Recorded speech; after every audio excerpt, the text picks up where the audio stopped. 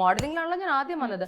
മോഡലിംഗിൽ ഈ model coordinators, sexual favours ചോദിച്ച് ചെയ്യും.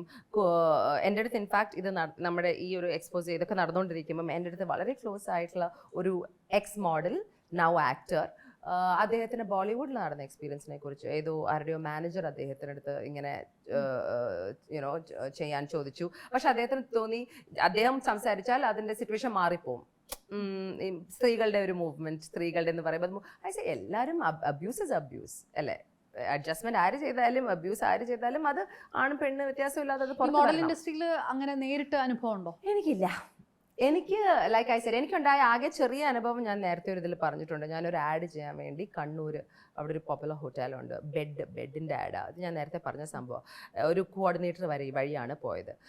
So I got paid decently well. രാത്രി ഞാൻ എപ്പോഴും രാത്രിയെ ട്രാവൽ ചെയ്യുള്ളൂ. അപ്പോൾ ആരും അവിടെ ഹോട്ടലിൽ നേരെ ചെക്ക് ഇൻ ചെയ്യും. രാവിലെ എൻ്റെ മേക്കപ്പ് ആർട്ടിസ്റ്റ് ഉണ്ട്, എൻ്റെ ഡ്രൈവറുണ്ട് എൻ്റെ കൂടെ, ആഷിഖ് എന്ന് പറഞ്ഞാൽ. അപ്പോൾ ആഷിഖും വേറെ ഹോട്ടലിൽ താമസിക്കും, ഞാൻ അവിടെ എത്തും, രാവിലെ റെഡിയാവും. രാവിലെ തൊട്ട് ഉച്ച വൈകുന്നേരം ഒരു ക്ലീൻ ആയിട്ടുള്ള ഷൂട്ട്. ഓക്കെ, എല്ലാ ഷൂട്ടും കഴിഞ്ഞു. 6 o'clock 7 o'clock ഷൂട്ട് കഴിഞ്ഞു.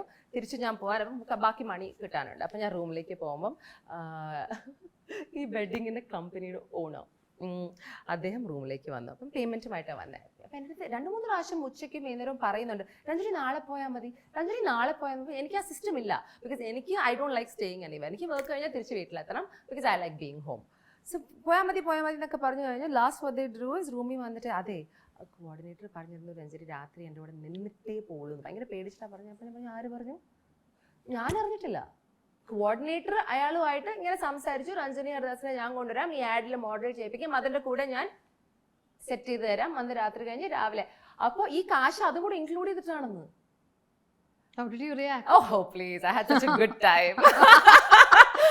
I loved it because I said ആണോ? I said വരൂ എന്ന് പറഞ്ഞാൽ ഞാൻ അദ്ദേഹത്തെ വിളിച്ച് ആ ഹോട്ടലിൻ്റെ താഴെ കൊണ്ടുപോയിട്ട് പുറത്ത് ആഷിഖ് എൻ്റെ ഡ്രൈവർ ഉണ്ടല്ലോ, അപ്പോൾ ആഷിഖെ ഒന്ന് പുറത്തേക്ക് വരൂ എന്ന് പറഞ്ഞിട്ട് നമുക്കൊരു സീൻ ഉണ്ടാക്കാം എന്ന് പറഞ്ഞാൽ ഞാൻ താഴെ കൊണ്ടുപോയി. ഞാൻ ഈ കോർഡിനേറ്ററിനെ വിളിച്ചു. എന്നിട്ട് ഞാൻ ഇയാളെ വിളിച്ചു. ഇയാളാണോ പറഞ്ഞത് ഞാൻ താങ്കളുടെ കൂടെ കിടന്ന് ഉറങ്ങി തരുമെന്ന് ഞാൻ ചോദിച്ചു. അപ്പോൾ അയാൾ മിണ്ടിയില്ല. I said ചേട്ടൻ പറഞ്ഞോ ചേട്ടാ ഞാൻ ഇയാളുടെ കൂടെ രാത്രി സ്പെൻഡ് ചെയ്യുന്ന? അയ്യോ സാർ മാഡം ഞാനൊന്നും പറഞ്ഞിട്ടില്ലല്ലോ.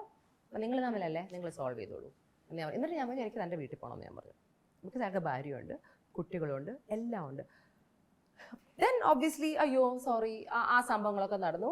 ഇതൊക്കെ ഞാൻ ചെയ്യുമോ പറഞ്ഞാൽ മോഡൽ രംഗത്തേക്ക് വരുന്ന ചെറിയ കുട്ടികൾ, ഇത് മോഡലിംഗ് അല്ലേ? ഇത് ഞാൻ രഞ്ജനി ഇപ്പൊ ഈ മോഡലിംഗ് വരുന്ന ഒത്തിരി ഇപ്പൊ ഒരുപാട് ആൾക്കാർ വരുന്ന ടൈമാണ്. ആക്ച്വലി അതിന് ഭയങ്കര ഒരു വെൽക്കം ഒക്കെ ഉള്ള സമയമാണ്. ഇപ്പോഴും ഇതുണ്ട്? I don't know, I am sure ഉണ്ട്.